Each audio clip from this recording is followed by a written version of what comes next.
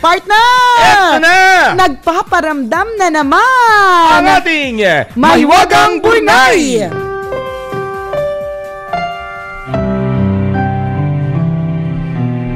Isang araw ay naisipan ni Roger na kamustahin ang pag-aaral ng kanyang anak na si Rose.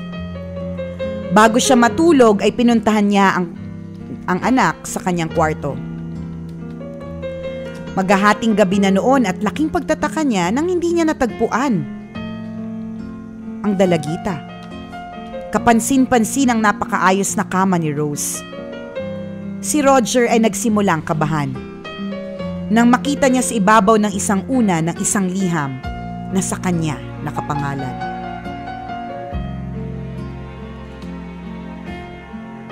Dear Tatay Roger, lubos po akong nalulungkot at nahihiya sa pagsulat ng liham na ito. Kinailangan ko pong umalis ng bahay dahil alam kong magagalit kayo. Gusto ko rin pong iwasan ang mga sermon ninyo ni Nanay.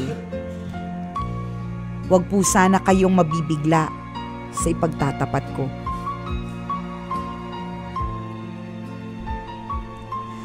Nakipagtanan po ako sa bagong boyfriend ko na si Randy. Sobrang gaan po kasi ng loob ko sa kanya at napakabait niya sa akin. Sigurado po ako na kapag nakilala niyo na po siya, tiyak na magugustuhan niyo po si Randy. Maging yung mga hikaw at saka tattoo niya.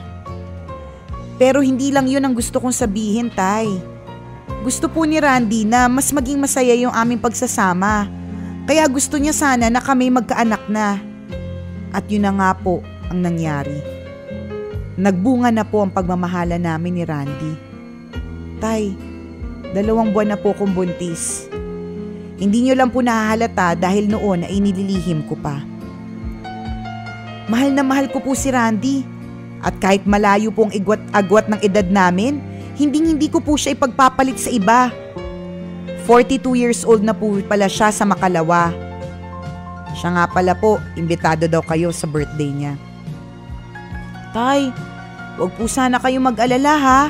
Dahil kapos man si Randy sa pera at walang permanenteng trabaho, nangako naman siya sa akin na paninindigan niya ang nasa sinapupunan ko. Malakas ang pakiramdam ko na si Randy po ang magpapatunay na talagang may forever. Magkagayon man ay hindi naman talaga siya mahirap na mahirap. Marami pong magagandang koleksyon ng CD yung boyfriend ko na si Randy. Meron din siyang lumang traktora sa likod ng bahay nila na pwede niyang isangla. Nakita ko rin po na may nakaimbak na siyang mga panggatong para sa panahon ng taglamig. Isang bagay pa. Inamin po sa akin ni Randy na may iba pa po siyang babae maliban sa akin. Sa una po nagalit ako pero pinatawad ko din siya nang sabihin niya sa akin na ako lang naman yung mahal niya. Sa katunayan, gusto pa niya na sundan agad yung magiging apo niyo. Naku, ang sweet-sweet niya talaga, no? Wala na po akong mahahanap na kagaya niya.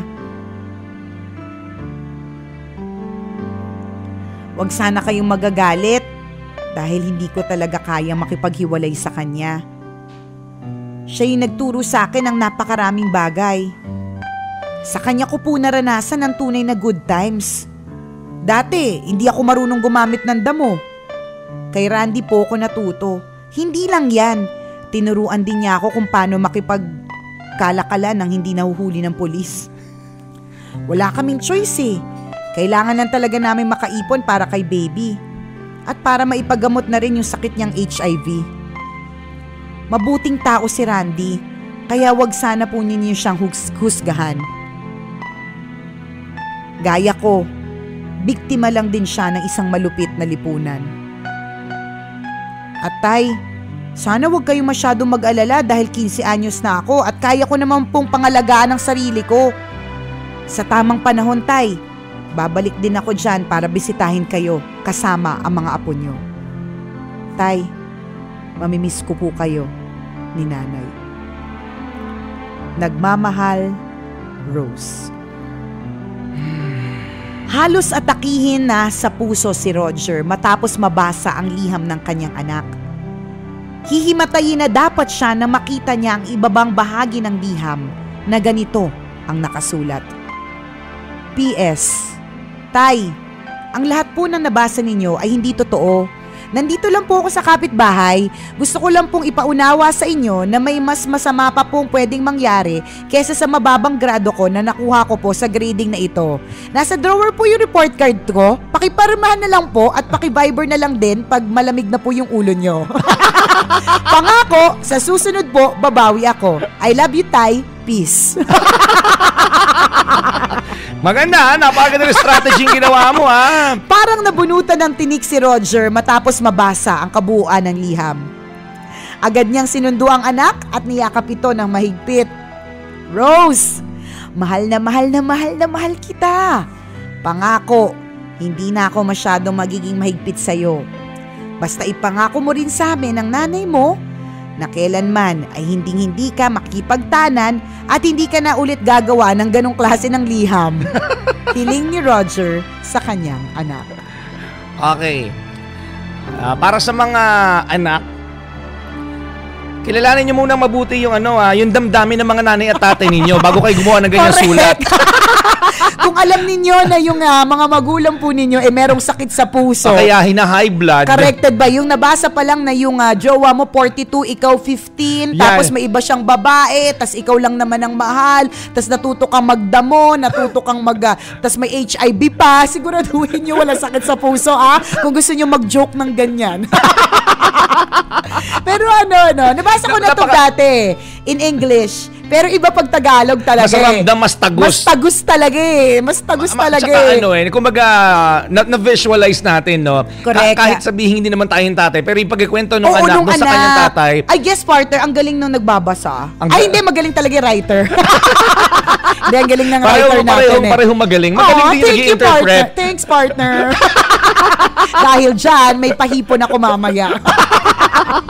Ay, nako, kaloka. Totoo yan kasi diba, habang binabasa ng tatay, na-visualize niya na yung correct, yung anong yung 15 anyos kong anak umaasa sa CD na ibebenta ng jowa niya at yung traktor na isasanla at buntis pa. Gusto pa magkaisa pang anak, di ba? Pero magpapanik ka talaga Totoo yan, pero malaman niya yung catch pala nung sulat na yun, na isang malaking joke lang pala. Tama. Parang nabunutan ng tinik. So sa halip na magalit ka na, di ba? Matatawa ka na lang. At saka ang ganda rin ng point ng bata na, Tay, may iba pa pong mas malalang pwedeng mangyari sa akin kaysa sa mababang grade.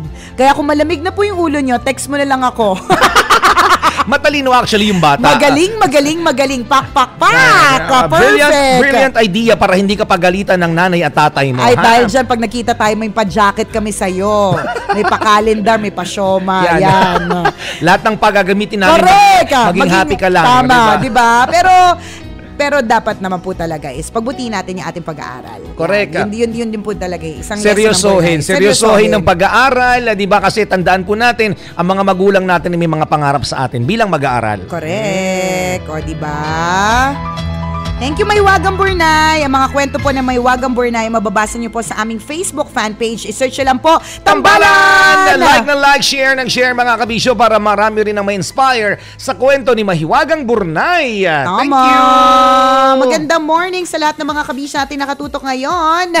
Salamat mga kabisyo for making us trend number 2 today. Hashtag para sa aking ex. Nag-enjoy po ako sa pagbabasa. Nag-enjoy kami yung Tambalan sa pagbabasa ng mga mensahe ninyo at ramdam po namin kayo. Bukas tayo ulit magti-Twitter party. Maraming salamat sa inyo mga kabisyo. Sa pagtutok, and thank you for making Love Radio number 1 for 14 consecutive years. Dahil sa inyo mga kabisyo, ang Tambalan, walang kalaban, number 1 pa more. Ako po si Nicole Liala. At ako naman si Cambio King Chris Chuper. Na nagpapaalala, walang matatag na relasyon sa malanding may determinasyon. Yo!